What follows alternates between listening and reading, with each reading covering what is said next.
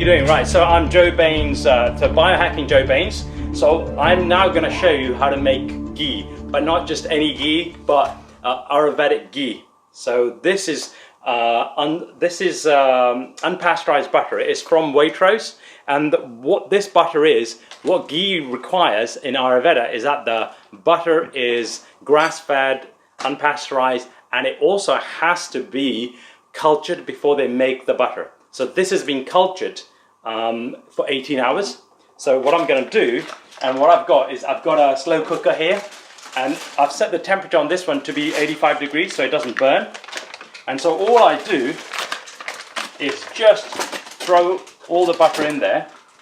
And so I've got 5 sticks here, and that makes me what, about 1 kilogram of ghee. Because each butter has about 10%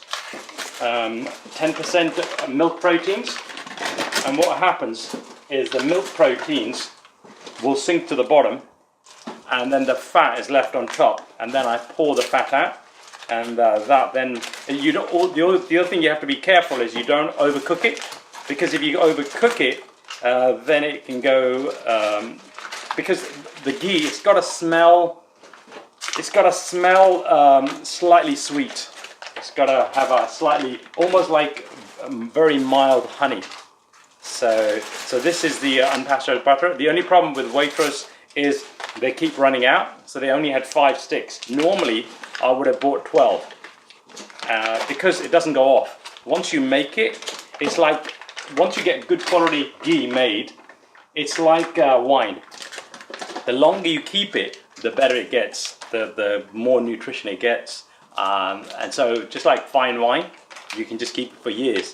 And so the ghee is now cooking, and as you can see, so what I've done is I've taken this off now that it's cooking, because I want the vapor, because there's a lot of moisture in there, there's a lot of water in there, so we want the water to evaporate, and so you're left with this. So what I can do with this is very quickly, all I need is a spoon like this and a little plate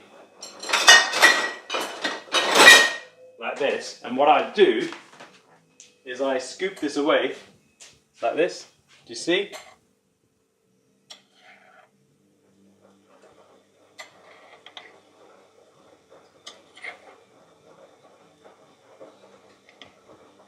And underneath is the ghee. You see that? So this liquid is the ghee? Yeah, so the gold liquid underneath is the ghee, and this stuff at the top is the milk proteins. So what I'm doing is taking the milk proteins out. And do you eat these milk proteins? You can do if you want to. And there's also a white layer at the bottom. Yeah, so that's also the milk proteins. They've basically they've cooked and shrunk to the bottom.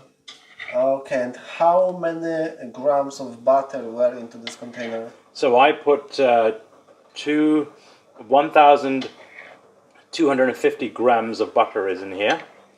The milk proteins, once I take all the milk proteins, I'll be left with about 1,100 grams of butter. I mean ghee. So there's about a 10% drop.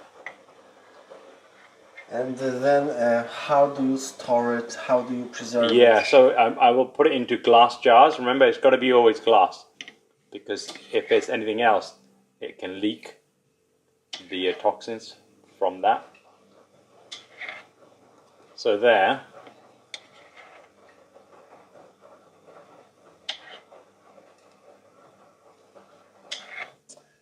And I understand that this is unsalted butter.